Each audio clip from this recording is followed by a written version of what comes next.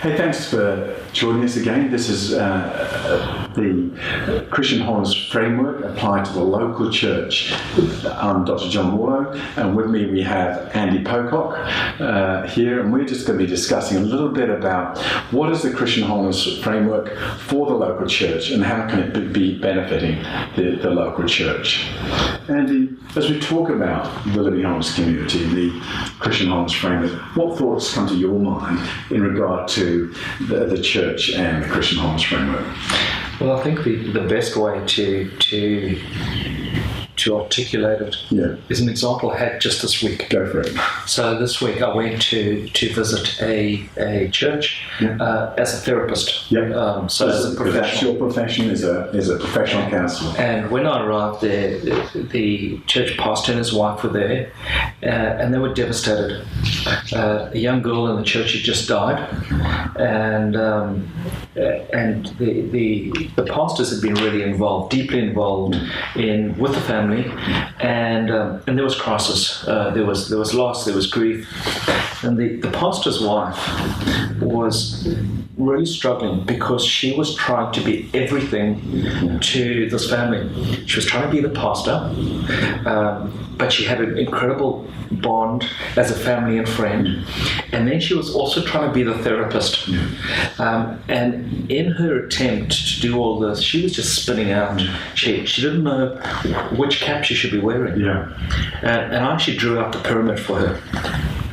And when she realized where she fitted, she was just set free to such an incredible extent that she could just play her role, and the professionals could come in and play their role, people helpers could play their role, and friends and family. So she was very much along this side where she was acting as a pastor and as a friend, and I could just see the relief in her when she got it. It was just amazing. You know what, Andy? I might have mentioned this to you before, but probably about 4 or 5 years ago, we went to a local church, and it was actually as a group there that a pastor said, and I was part of that group, said, boy, I found the concept of being in the middle of the pyramid so helpful.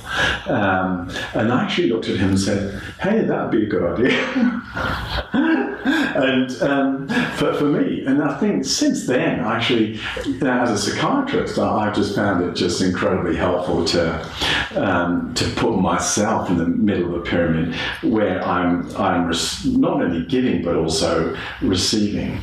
I think, back to you. I think a lot of pastors and church leaders are, because they're giving out so much and there's such expectation on them, they need a pyramid more than anyone else. So it's exactly, so you, as a psychiatrist, you need one, but as a pastor, they need one too. In our small group, and moving on from there, what we do is, like, from 7 to 7:30, we connect with each other and with God. This is just a rough way of the way we use the framework in our church. And that's like the triangle, getting that together, the first step. Then 7:30 to 8, we look at the church study, and which generally has one question, a number of scriptures, and there we're trying to actually get to know each other deeper. Not, absolutely get to know the scriptures more, get to know more about God, but also get to know more about each other, and to actually listen to each other in the context of a safe environment, to get to know each other deeper.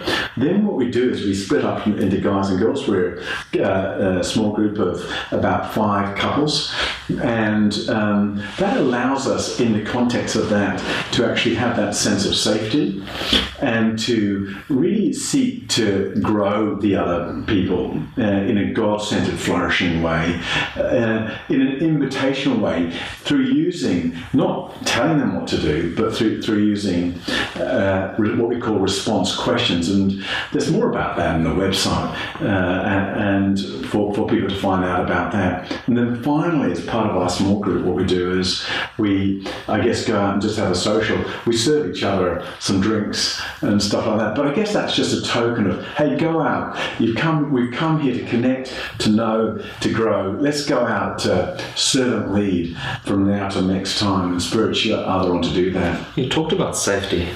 Can you say a few more words about that? I think safety is just critical. It's another name for connection. Okay. And another part of this website, we'll go through that, exactly what is safety. When looking in that part of that website of what is the Christian wholeness framework, we can expand on that. But it's critical because otherwise, in a small group, we're just not going to share and not going to be open. And indeed, just even as we share scriptures, that can be a facade or a wall or a pretense, because underneath can be a very hurting person. Yeah. Okay. Yeah. Oh, I get that. And I think the final thing, Andy, is 2s and 3s. I mean, we've talked about that for so long together. Any last comments on that? Well, I can come back to experience. We started the men's group. We started years ago.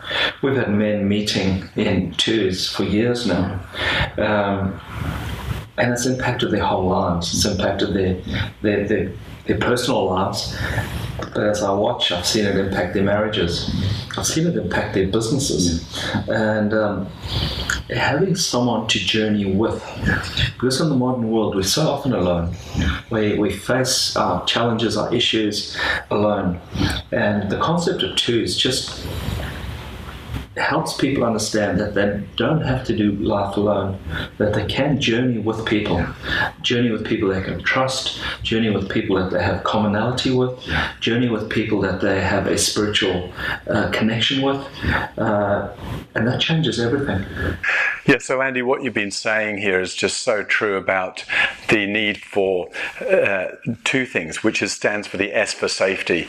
S is similar, like the commonality which you were talking about, and also for small, just the 2s and the 3s. So thanks for joining us here on this Living Wholeness website. Here for churches, it indeed is our passion. Become part of the Living Wholeness community. We are so wanting church to grow deeper, to grow stronger as we know each other and love each other. Thanks for joining us. Bye.